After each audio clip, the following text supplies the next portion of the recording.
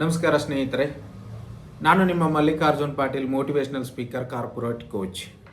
ಇವತ್ತು ನಮಗೆಲ್ಲರಿಗೂ ಗೊತ್ತಿದ್ದಾಗೆ ಬಹಳಷ್ಟು ಸಂದರ್ಭದಲ್ಲಿ ನಾವು ರಾವಣ ಬಗ್ಗೆ ಬೈಯೋದು, ರಾವಣಂಥವ್ರು ಹುಟ್ಟಬಾರ್ದು, ರಾವಣಂಥವ್ರು ಈ ಭೂಮಿ ಮೇಲೆ ಇರಲೇಬಾರ್ದು ಅಂಥೇಳಿ ಭಾಳಷ್ಟು ವಿಷಯಗಳನ್ನ ನಾವು ಹೇಳ್ತಾ ಇರ್ತೀವಿ, ಭಾಳಷ್ಟು ಅದರ ಬಗ್ಗೆ ಮಾತನಾಡ್ತಿರ್ತೀವಿ. ಒಂದು ಸಾರಿ ಏನಾಗತ್ತೆ, ಒಬ್ಬ ಶಿಷ್ಯ ಗುರುವಿಗೆ ಪ್ರಶ್ನೆ ಕೇಳ್ತಾನೆ, ಗುರುಗಳೇ, ಭೂಮಿಯಲ್ಲಿ ರಾವಣಂಥವ್ರು ಜಾಸ್ತಿ ಆಗಿಬಿಟ್ಟಿದ್ದಾರೆ, ನಮಗೆ ರಾವಣ ಬೇಡ ಗುರುಗಳೇ, ರಾಮ ಬೇಕು. ಸೊ ಅದಕ್ಕೆ ಏನು ಮಾಡ್ಬೇಕು ಹೇಳು ಅಂತ ಗುರುಗಳಿಗೆ ಕೇಳ್ತಾರೆ. ಸೊ ಆವಾಗ ಗುರು ಹೇಳ್ತಾನೆ, ರಾವಣ ಇಲ್ಲದೇ ಇದ್ದರೆ ರಾಮನೂ ಇಲ್ಲ. ಈ ಭೂಮಿಗೆ ರಾಮನನ್ನು ಪರಿಚಯ ಮಾಡಿಸಿಕೊಟ್ಟಿದ್ದೇ ರಾವಣ. ರಾಮಾಯಣದಲ್ಲಿ ರಾಮನ ಕ್ಯಾರೆಕ್ಟರ್ನ ಡಿಲೀಟ್ ಮಾಡಿಬಿಟ್ರೆ ರಾಮಾಯಣನೇ ಇಲ್ಲ. ಅಂದರೆ ರಾಮನ ಘನತೆ, ರಾಮನ ಒಂದು ಶುಭ್ರತೆ ಬಂದಿದ್ದೇ ರಾವಣನ ಅಶುಭ್ರತೆಯಿಂದ. ಸೊ ಈಗ ನಾವು ಪ್ರಾಮಾಣಿಕರು ಅಂತ ಹೇಳ್ತೀವಿ. ಸೊ ಪ್ರಾಮಾಣಿಕರಂತ ಯಾವಾಗ ಹೇಳ್ತೀವಿ ಅಂತ ಹೇಳಿದ್ರೆ, ಯಾವಾಗ ಅಪ್ರಾಮಾಣಿಕರು ಇರ್ತಾರೆ ಅವಾಗ ನಾವು ಪ್ರಾಮಾಣಿಕರು ಅಂತ ಹೇಳ್ತೀವಿ. ಒಂದು ವೇಳೆ ಅಪ್ರಾಮಾಣಿಕರೇ ಭೂಮಿ ಮೇಲೆ ಇಲ್ಲ ಅಂತ ಹೇಳಿದ್ರೆ ಪ್ರಾಮಾಣಿಕರು ಭೂಮಿ ಮೇಲೆ ಇರೋದಿಲ್ಲ. ಸೊ ಹಾಗೆ ಭೂಮಿ ಮೇಲೆ ಕೆಟ್ಟದ್ದು ಒಳ್ಳೆಯದು ಅನ್ನೋದು ಈಗಲೂ ಇದೆ, ಯಾವಾಗಲೂ ಇದೆ. ಕೃತಯುಗ, ತ್ರೇತಾಯುಗ, ದ್ವಾಪರ ಯುಗ, ಎಲ್ಲ ಯುಗಗಳಲ್ಲೂ ಕೂಡ ಈ ಕೆಟ್ಟದ್ದು ಒಳ್ಳೆಯದು ಅನ್ನೋದು ಇದ್ದೇ ಇದೆ. ಸೊ ದುರ್ಯೋಧನ ಇಲ್ಲ ಅಂದರೆ ಕೃಷ್ಣನೂ ಇಲ್ಲ. ಮೇ ಬಿ ನಮಗೆ ಭಗವದ್ಗೀತೆ ಬಂದಿದ್ದೇ ದುರ್ಯೋಧನನಿಂದ ಅಂದರೆ ಅತಿಶಯೋಕ್ತಿ ಆಗಲಾರದು. ಯಾಕಂದರೆ ದುರ್ಯೋಧನ ಯುದ್ಧಕ್ಕೆ ಆಹ್ವಾನ ಕೊಡಲಿಲ್ಲ ಅಂತ ಹೇಳಿದ್ರೆ ಯುದ್ಧ ನಡೀತಾ ಇರಲಿಲ್ಲ.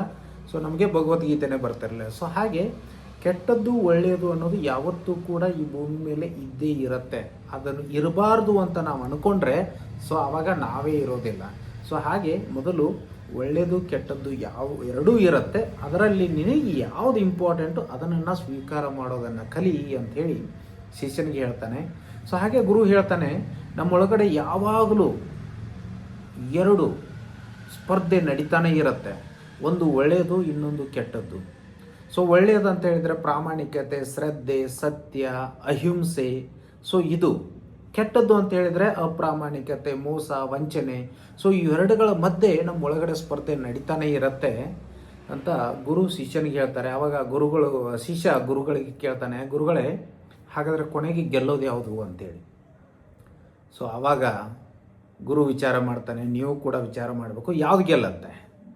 ಸೊ ಕೊನೆಗೆ ಗುರು ಹೇಳ್ತಾನೆ, ನೀನು ಯಾವುದನ್ನು ಜಾಸ್ತಿ ಪೋಷಣೆ ಮಾಡ್ತಾ ಇದೆಯಾ, ಯಾವುದಕ್ಕೆ ಜಾಸ್ತಿ ಆಹಾರ ನೀರು ಕೊಡ್ತಾ ಇದೆಯಾ, ಅದು ಗೆಲ್ಲುತ್ತದೆ ಅಂಥೇಳಿ. ಸೊ ಈಗ ಒಳ್ಳೆಯದು ಕೆಟ್ಟದ್ದು ಎರಡೂ ಇರುತ್ತೆ. ಇದು ಎರಡು ಮುಖದ ಕಾಯಿನ್ ಇದ್ದಂಗೆ, ಒಂದು ಕಾಯಿನ್ಗೆ ಅಂದರೆ ಒಂದು ನಾಣ್ಯಕ್ಕೆ ಎರಡು ಮುಖಗಳು ಹೇಗೋ ಹಾಗೆ ಕೆಟ್ಟದ್ದು ಒಳ್ಳೆಯದು ಈ ಜಗತ್ತಿನ ಎರಡು ಭಾಗಗಳು. ಅವುಗಳನ್ನು ನಾವು ಸ್ವೀಕಾರ ಮಾಡಿಕೊಳ್ಬೇಕು. ಹೇಗೆ ನಾವು ಕೊನೆಗೆ ಹೇಗೆ ಕಪ್ಪು ಹಲಗೆ ಇಲ್ಲದೇ ಇದ್ದರೆ ಬಿಳಿ ಬಳಪದ ಮಹತ್ವ ನಮಗೆ ಗೊತ್ತಾಗೋದಿಲ್ಲೋ, ಸೊ ಹಾಗೆ ಕೆಟ್ಟದ್ದು ಒಳ್ಳೆಯದು ಎರಡೂ ಇರುತ್ತೆ. ನಮಗೆ ಯಾವುದು ಬೇಕೋ ಅದನ್ನು ಪೋಷಣೆ ಮಾಡಬೇಕು, ಅದನ್ನು ಬೆಳೆಸ್ಕೊಳ್ಬೇಕು. ಸೊ ಹಾಗೆ ನಾವು ಪರಿವರ್ತನೆ ಆಗಬೇಕಂತೇಳಿ ನಾನು ವಿಡಿಯೋ ಮುಗಿಸ್ತಾ ಇದ್ದೀನಿ. ಇದುವರೆಗೆ ನನ್ನ ವಿಡಿಯೋ ನೋಡೋದಕ್ಕೆ ತಮಗೆ ಧನ್ಯವಾದಗಳು. ನಿಮಗೆ ವಿಡಿಯೋ ಲೈಕ್ ಆದರೆ ಶೇರ್ ಮಾಡಿ, ಕಮೆಂಟ್ ಮಾಡಿ. ಇನ್ನಷ್ಟು ಹೆಚ್ಚು ವಿಡಿಯೋಗಳನ್ನ ನಾನು ನಿಮಗೋಸ್ಕರ ತೆಗೆದುಕೊಂಡು ಬರ್ತೇನೆ ಅಂತ ಹೇಳ್ತಾ ತಮ್ಮೆಲ್ಲರಿಗೂ ಮತ್ತೊಮ್ಮೆ ಧನ್ಯವಾದ.